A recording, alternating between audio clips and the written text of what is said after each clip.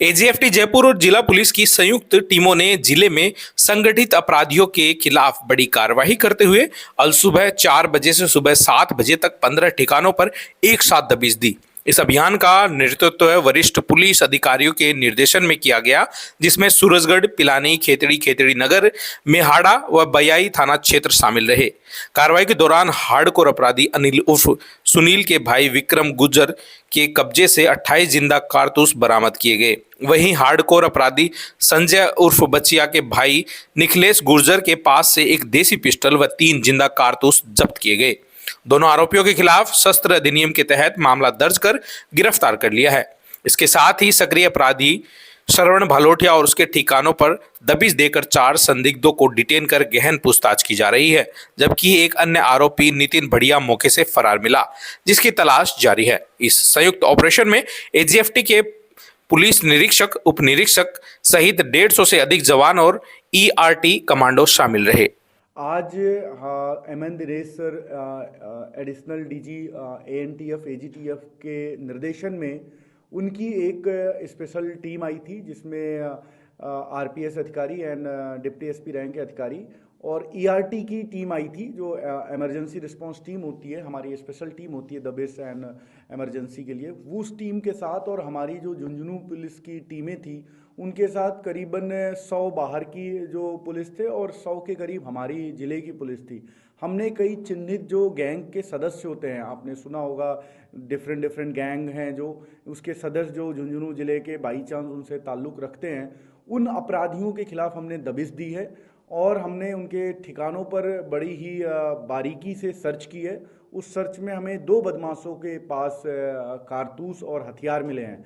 एक बदमाश है चिरानी का अनिल, उसका भाई विक्रम के पास हमें 28 कारतूस मिले हैं और दूसरा बदमाश है संजय उर्फ बचिया, उसका भाई है निखिलेश जो पपूरना का है। दोनों थाना खेतड़ी इलाके के बदमाश हैं। इसके यहाँ हमें बचिया के घर पे हमें एक पिस्टल और 3 कारतूस मिले हैं। तो इनके खिलाफ हम संगठित अपराध की धारा 111 बीएनएस और आर्म्स एक्ट की कार्रवाई कर रहे हैं और ज़िले में जितने भी अपराधी हैं उनको एक स्ट्रांग मैसेज देने की कोशिश एजीटीएफ की तरफ से और झुंझुनू पुलिस की तरफ से ये मुहिम थी कि जितने भी अपराधी हैं उनको हम कहीं से भी पकड़ के निकालेंगे और कहीं भी उन्होंने छुपा रखे हैं। अभी जो हमने कारतूस ढूंढे हैं वो हमने खेतों से और बीज के बोरे खोल के हमने वो ढूंढे हैं। तो हम कहीं भी कोई संदिग्ध सामग्री या अवैध कारतूस या हथियार रखता है तो उसके विरुद्ध भी हम कार्रवाई करेंगे। तो ये जो कार्रवाई है वो अपने एडीजी दिनेश एमएन सर के नेतृत्व में और हमारी पुलिस और जो एएनटीएफ एजीटीएफ की पुलिस है, हमने मिलकर इस कार्रवाई को अंजाम दिया है।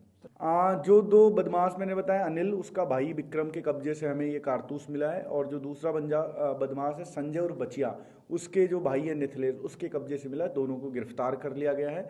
अन्य जो आरोपी हैं उनको भी हमने डिटेन किया है, जो सूरजगढ़ इलाके के हों या वो हम आपको लिस्ट दे देंगे, उनको भी हमने डिटेन किया, पूछताछ चल रही है। बट मुकदमे हमने 2 मुकदमे आर्म्स एक्ट के बनाए हैं। ये 2 तरह की चीज़ें हैं। एक तो जो गैंग बना के वारदात करते हैं, आपने सुना होगा झुंझुनू में पहले एक बड़ा बदमाश 4 गुर्गे पाल लेता है, उस तरह के जो गैंग है उसका मोस्टली है। और बाकी जो बाहर से बैठे हुए अपराधी भी इनको हायर कर लेते हैं, कई बार घटनाएं कर देते हैं।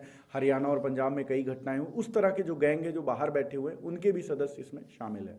घटना की आशंका ऐसा हम अभी अनुसंधान चल रहा है, बट मोस्ट प्रोबेबली ये क्या है, बदमाश हैं, हथियार लेकर घूमते हैं और भय व्याप्त करने की कोशिश करते हैं, तो उनको हमने कब्जे में लिया है। मैं आपके माध्यम से और स्पेशली आपके ही माध्यम से फिर से अपील करना चाहूँगा, हमारी टीम लगातार एक्टिव, अगर कोई भी इनके संपर्क में आता है उसको भी हम उतना ही जिम्मेदार बनाएंगे जितना ही है। तो युवाओं से यही अपील है कि ये दुनिया छोड़कर और कुछ रोजगार, पढ़ाई लिखाई पे ध्यान दो। शेखावाटी हमेशा से फेमस रहा है, आप सभी हमें बताते हो कि यहाँ के लोग पढ़ लिख कर सरकारी नौकरियों में, फौज में जाते हैं।